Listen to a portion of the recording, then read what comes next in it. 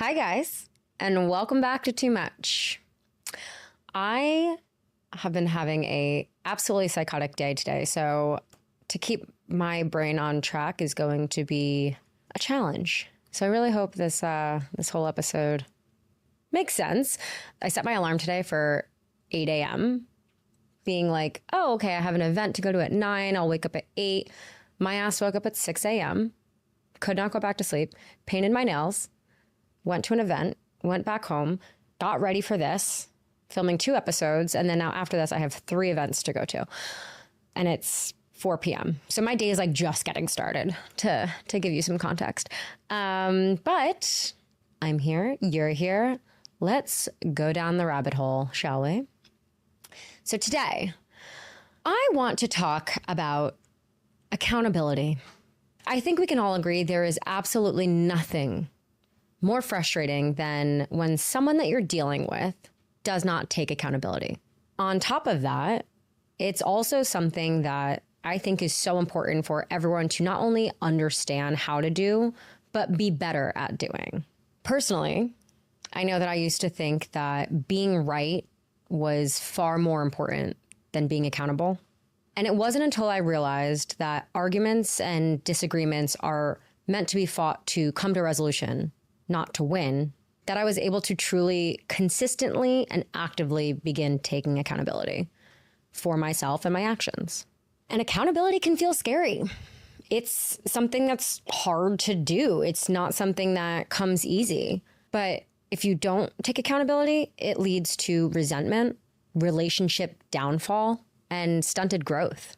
And this isn't just when it comes to relationships. This could be in a professional dynamic. It can be in friendships, and it can even be with yourself and how honest you're being with yourself about your past, your present, and your future actions. Learning how to take accountability is probably the most important skill a person can have when it comes to developing professional, romantic, and platonic relationships.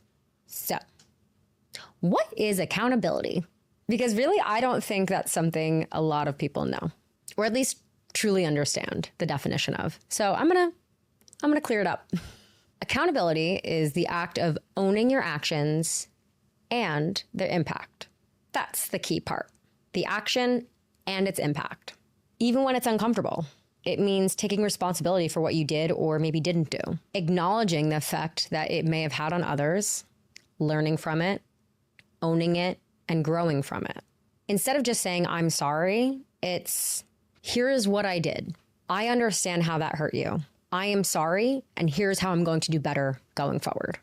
That is the full 360 idea of what taking accountability is. True accountability involves honesty and empathy. It includes repair and change. What accountability is not is blaming others for your own behavior. Saying, I only did that because you blank. It's also giving a vague apology just to end a conversation, or denying it happened even based on very concrete evidence that it did. Accountability is not about being perfect. It's about self-awareness, responsibility, and the willingness to grow. So this might also sound a lot like avoidance, but accountability and avoidance, although they are similar and they overlap in a lot of ways, they're actually not interchangeable. Avoidance is the behavior. It's about disengaging, removing yourself from the situation so that you can maintain your own peace at the cost of whoever you're affecting. This might look like not responding to someone's text, pretending that something never happened, or going silent and ghosting when conflict arises. Now, this is different from accountability because accountability is the mindset of it all. It's actually like you're brainwashing yourself to believe that you do not have a role in what went on. Even if you do engage, you are deflecting and you're distracting with other problems. You're blaming other people. You're minimizing their feelings just to justify your actions.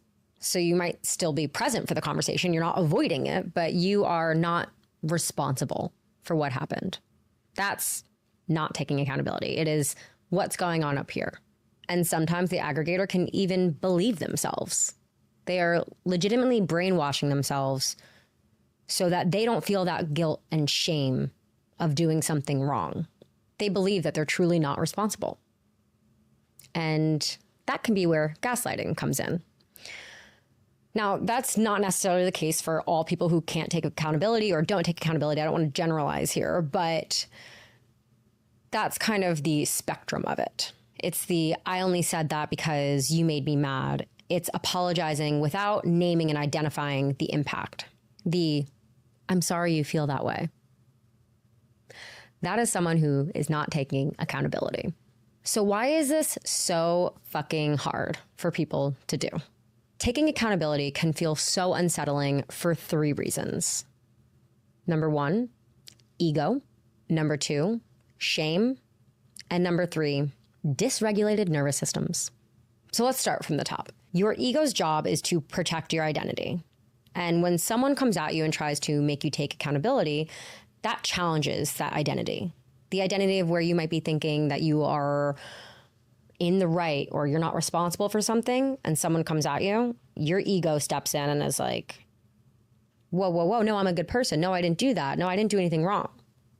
So it's kind of a defense mechanism. Admitting you're wrong can feel like a weakness or as a failure. And our ego does not like to feel in a way that's not aligned with how we present ourselves or how we want to be as a person. The life that we curate, whether that's online, in person, or in relationships. Then we have shame. That one's pretty obvious, but essentially it's this idea of someone is bringing to light something that I did, and it's not painting me in a good light, and now I'm embarrassed. And we all know the feeling of embarrassment. I mean, it's the flushed face, I want to crawl into a hole and die kind of a feeling. But when you're actually responsible for what caused that shame, there's this internal conflict of, this is really embarrassing because, yeah, I fucked up. So our brain goes into defense mode and we self-protect instead of self-reflect. And lastly, dysregulated nervous system. This is essentially when our brain goes into fight or flight response, where it's like we view this accusation, whether it's true or not, as danger. So our brains do everything that we can to deflect and protect our ego, protect our heart, protect our feelings. Sometimes this is something that like can just happen and not even be on purpose. I mean, I feel like I've even been in situations where my first instinct is to fight back. And then once I've had a moment to cool down, I'm like, oh no, that actually was my fault. So it is that fight or flight. It's a panic instant of trying to protect ourselves, like I said. And many of us were even raised to view conflict as danger. We associate it with escalation, not resolution, the yelling, the fighting. So we just try to avoid it altogether. So those are the 3, internal reasons of why we struggle with accountability. So now that we've kind of unpacked what it means to take accountability and how that's different from avoidance and what that kind of looks like on the person who's accountable side, there's also the other side of things where you're dealing with someone who's not taking accountability, which I have dealt with in so many instances in my life. Not to say that I've always taken accountability. I'm not saying I'm not on the other side too, but for the purpose of this portion of the episode, I've been on the receiving end of people not taking accountability plenty of times. And it is the most frustrating and exhausting feeling in the entire world. Being on the receiving end of someone's refusal to take accountability can feel like emotional whiplash. You're trying to have an honest moment and they are twisting, denying, manipulating, deflecting, or disappearing altogether. But here is the hardest truth. You cannot force accountability from someone who is not willing to self-reflect, but you can choose how you respond and you can protect your energy in the process. Whether this is a friend, a partner, a coworker, if you have a conflict and you know your truth, you know what's going on, and you feel like you're wronged, and you approach someone and you say, hey, I would like to talk about this. I am feeling X way because of something you did. And they sit there and deny and twist it and flip it on you and try to make themselves the victim. It's belittling. It can feel invalidating.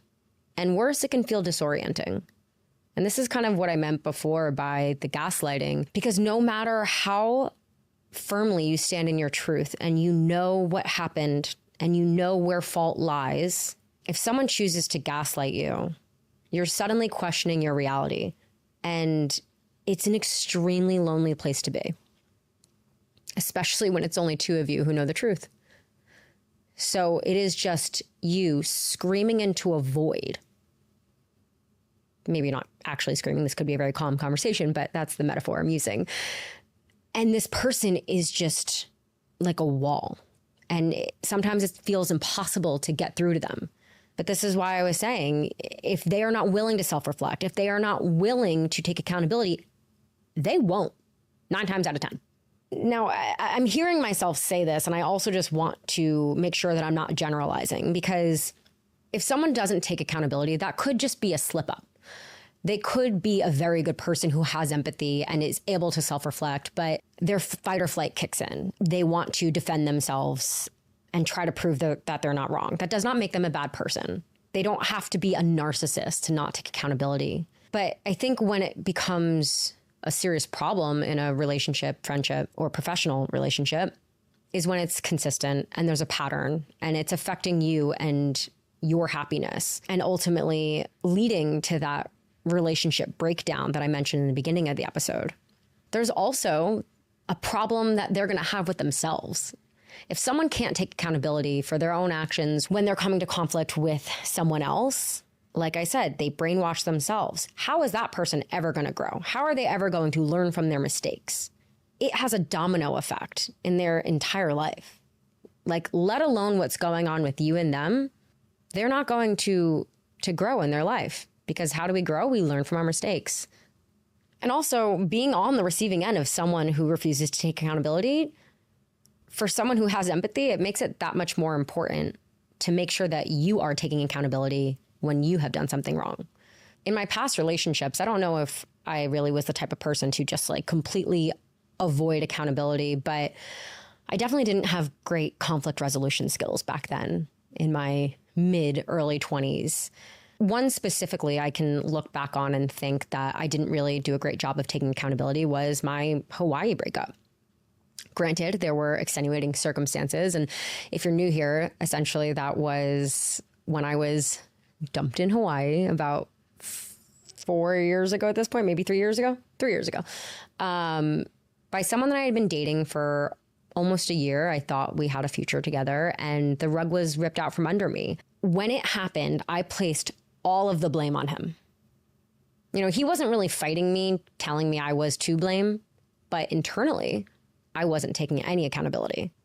If also you're new here, the extenuating circumstances that I am referring to is the essay that I experienced about 4 months earlier. So I wasn't in a great mental state, but that's what I wasn't putting together back then. I wasn't recognizing that I was really irritable. I wasn't in a good headspace and I was taking it out on him.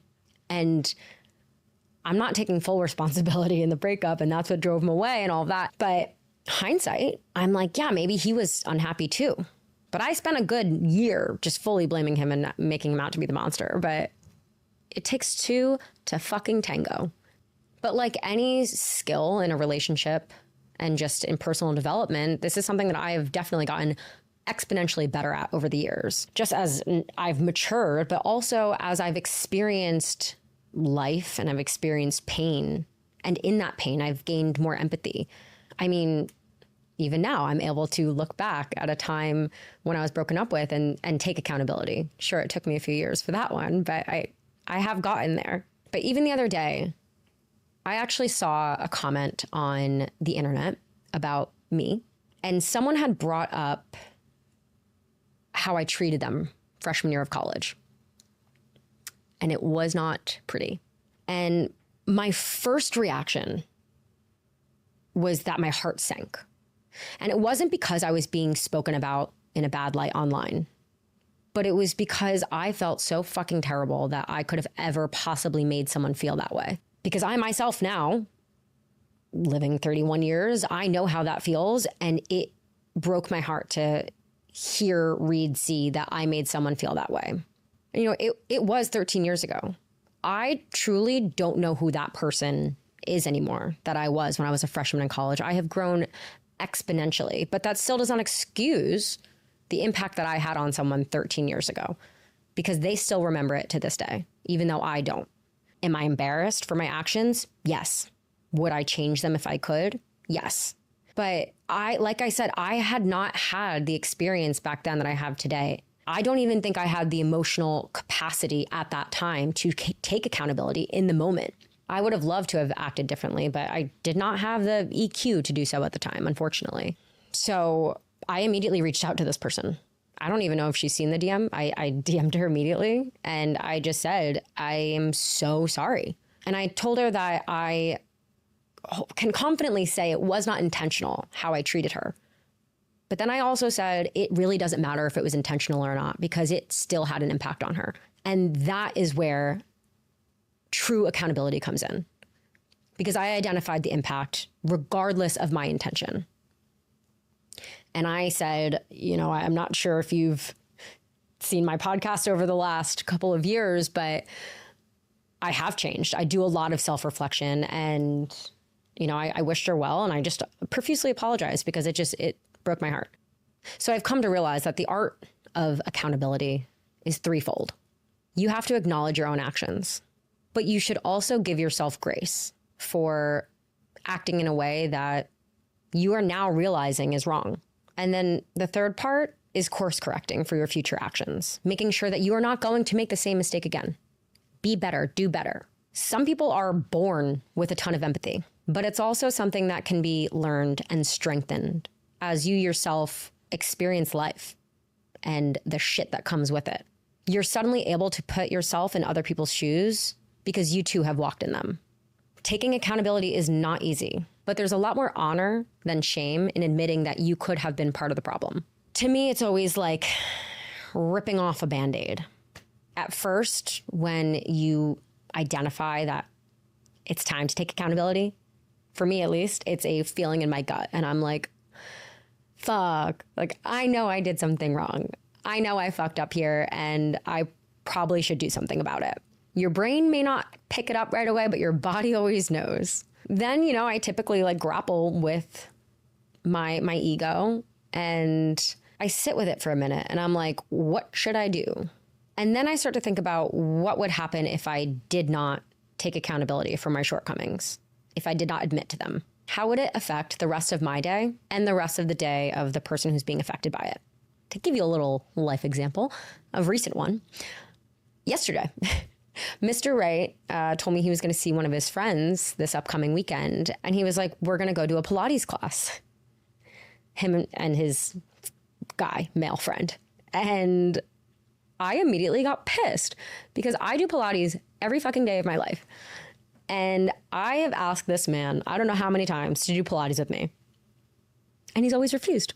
And then the second his best friend asks him to, he's like, sure, I'll go do Pilates. So I got upset and I said this to him. And, I didn't explode or anything, but I was like, what the fuck? Like, I have always asked you to do this. Why are you doing it with him and not me?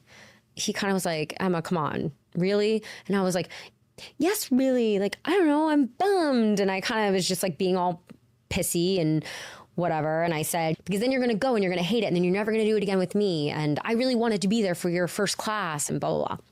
So whatever. And he was leaving for work. This is at 8 a.m. yesterday morning. And he left and I was all sulky and I kissed him goodbye. I said, I love you, whatever. But I was pissed for about 30 minutes.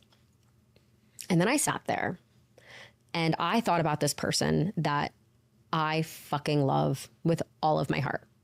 And I thought about him going to work and feeling bad that I feel bad about him going to Pilates without me.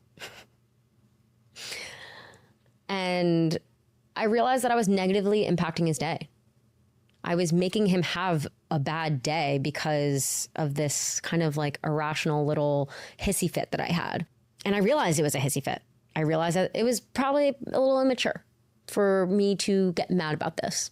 And I was like, okay, well, I can sit here and I can pout and sulk and I can let him also have a bad morning, or I can swallow my pride and I can send him a little text and just apologize. So that is what I did. I'm actually going to read it to you guys because truly, not to like brag, but like this small text exchange, I'm going to cry. Oh my God. This small text exchange made me realize just that I chose the right guy. So I texted him and I said, you can go to Pilates with X. I'm being immature. I'm just bummed because I've always wanted you to go with me and to be there for you for your first class. But it's not fair of me to get in the way of a fun day with you and your friend. I'm sorry. And then his response was, I love that you want to be there with me for any new experience. I get it. And I love you for it.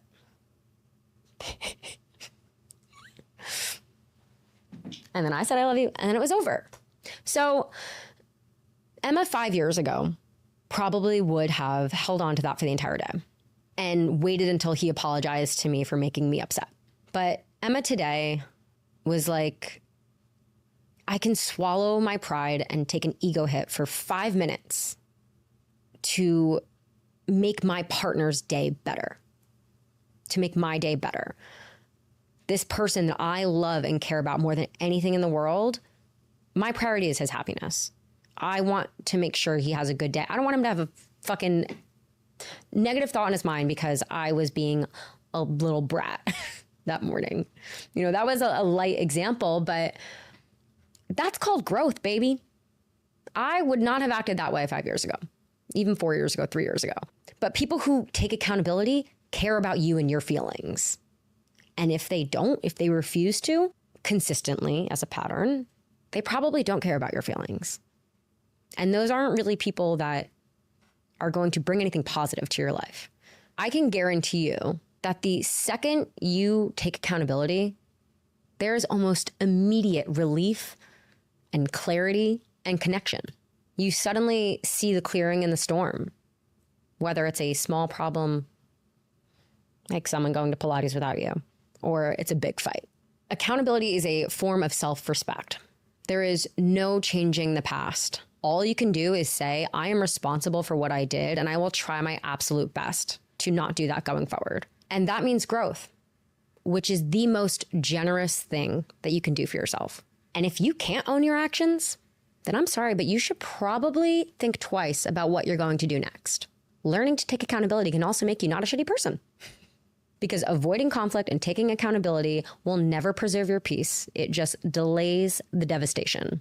People who love you will still love you after you mess up, and they will help you clean it up.